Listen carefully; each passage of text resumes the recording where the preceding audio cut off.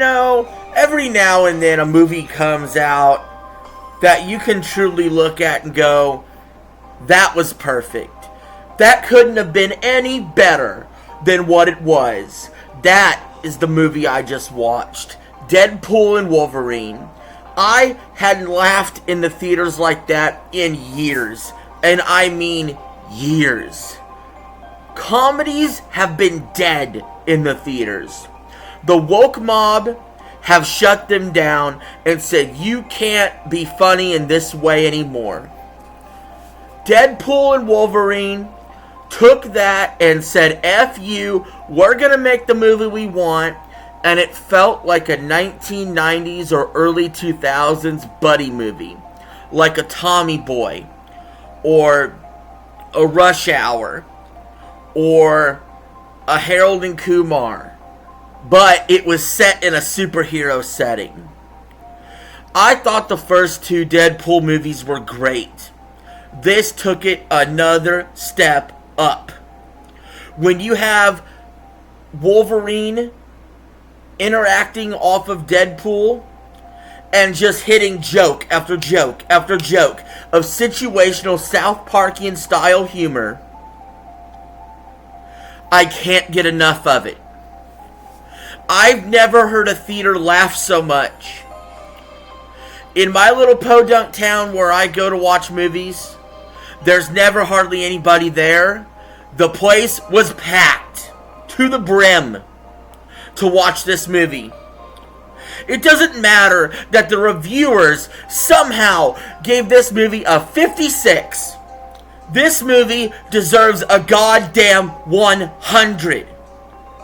Ryan Reynolds has more charisma in his fucking pinky than almost anybody else in acting right now. And I am sickened by some of these reviewers who either have an agenda to be against this movie or don't have a sense of humor in their goddamn fucking body. So guys, we're going to go over these reviews. And I'm not happy about these reviews. I'm very happy about the movie. I very much enjoyed the movie. And the user score reflects it. The user score is an 8.2. But the critics say this is a 56. A 56 out of 100. That's failing in my book. This movie was anything but a failure. Watch it make $1 billion. Meanwhile, the other movie companies will wonder, how can we get a hit? How can we get a hit? Rated R and let people go unrestrained. Every day in this country, there is situational humor between people. Whether it be at their job, whether it be hanging out with friends. And that is where the funniest moments come. And everything has to be so scripted and so safe and so careful to not offend. And this movie didn't give a shit about your feelings. It was there to give you a good time, and that's what it did. So as far as I'm concerned, all these movie critics can go to hell. Usually, we read from the best reviews down to the worst reviews. I'm going to start the opposite way.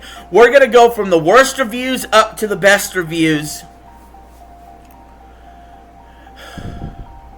And figure out where they went wrong. So with that being said, guys, thanks for watching the video. Hit subscribe. There are 2 reviews here that are a 20. That's right. Somebody actually gave this movie, 2 different reviewers, a 20. The Telegraph said, the film is so mythologically gripped with the idea of Marvel has endlessly fascinating corporate soap opera that in 5 years' time you wonder if it'll make any sense at all. What are you talking about? You think Marvel's going away in 5 years and none of this will make sense? Yes, there's references that don't always land, but there's like 6 funny dingers a minute, and if you hit just half of them, it's a funny movie. The Irish Times with a 20. The creators of Deadpool will argue, lamely in my view, that by admitting the puerile nature of the humor, that they ensure themselves to criticism in that area, but no such excuses are offered for an ongoing self-regard. After 2 hours of this infinite mugging, one is left to wonder if it was even worth it. Fuck you! The Irish Times, fuck you! You should have your credentials pulled. I'm okay with people having an opinion, okay? But your opinion is so bad, it's so off, that you should have your credentials pulled. Paste Magazine with a 25. Deadpool and Wolverine is another mind-numbingly corporatized CGI fest, divorced from any true emotional stakes. This is like you didn't even watch the movie. This is like you didn't even, invest your effort and energy into what was going on. What are you doing? Why are you even reviewing this movie? Chicago Tribune with a 25. Ryan Reynolds retains his skittery comic timing, and Jackman, while totally a little lost here, you gotta be joking, certainly put his time in with a personal trainer, but there isn't a single shot in Levy's film that flows excitingly into the next one. What were you watching? Jackman was hilarious. Jackman wasn't lost. Jackman is in one of these buddy movies or whatever, like Rush Hour, for example. Jackman's like the Jackie Chan. Ryan Reynolds is like the Chris Tucker. He has to pull the humor out of him. He has to find the connection. That's how all these buddy movies usually work. One guy is like the goofy guy, and the other guy is the more serious guy, and he gets the humor out of him. Like, you guys act like you've never seen movies like this before. It's unbelievable. The Globe and Mail Toronto with a 37. The screenplay feels like a feverish byproduct of an all-nighter pulled off the very first day back from the writer's strike. That's just insulting. That's just totally insulting. While you as the critics sit there and everybody else is enjoying the movie, you're looking for ways to be like, hey, I think this is lowbrow. That's what they think. They think it's beneath them to have toilet humor and homosexual humor. They think that they shouldn't have to subject themselves to the humor of the general population. Polygon with a 40. It's hard to buy this movie has a love letter to anything but Marvel Studios' corporate conquest. Deadpool and Wolverine has made its hero the worst kind of comic book character, one who doesn't stand for anything. Go f*** yourself. Deadpool stands for a lot of things. We've seen it in the movie. He was trying to save his friends from destruction. He was being selfless. He was funny along the way. Yes, he morally isn't always the superior type. Okay, but Deadpool had legit motivations.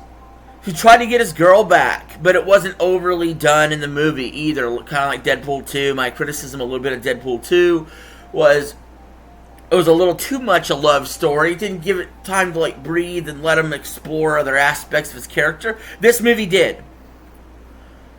The Rolling Stone with a 40. The Deadpool movies were once a much-needed counterpoint to those dead serious MCU sagas. They still act as the foul-mouthed class clown in the back row. But now it's just more white noise dressed in red, yellow, and black. Whatever, bud. Whatever. That's not true at all.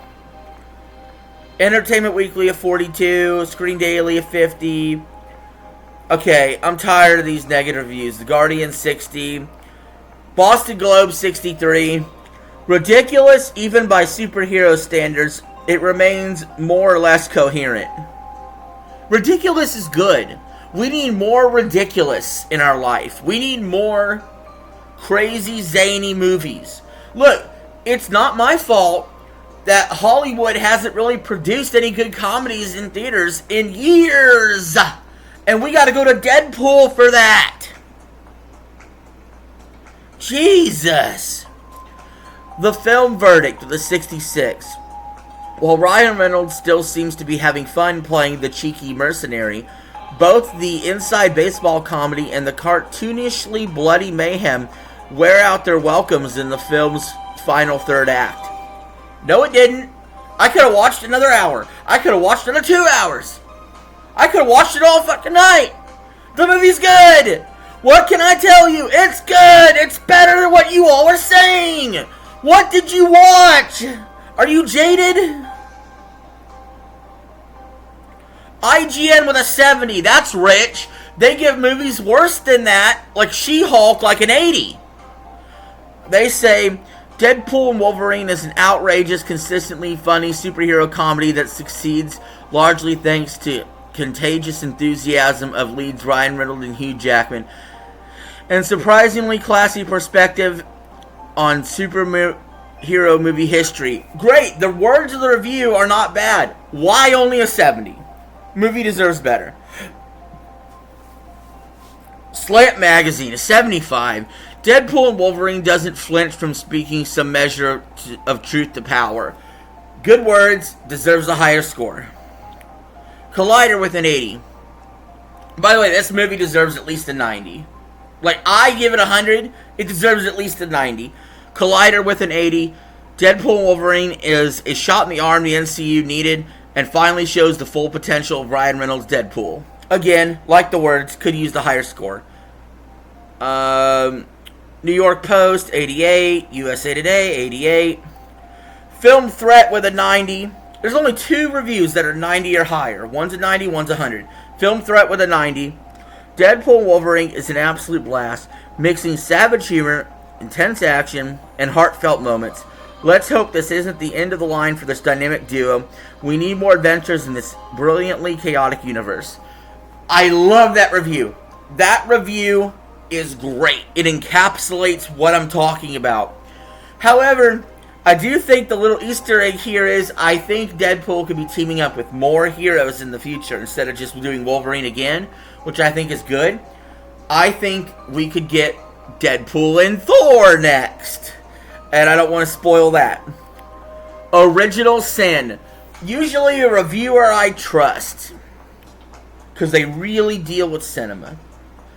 Very happy to say Original Sin gave this a 100, saying Deadpool and Wolverine is enjoyable on its merits. R-rated, horribly violent juvenile fantasy loaded with nostalgic references from the glory days of comic reading that fans, new and old, will thoroughly enjoy as it drags you down into its funny level. What's this? We have one more 100. I missed it.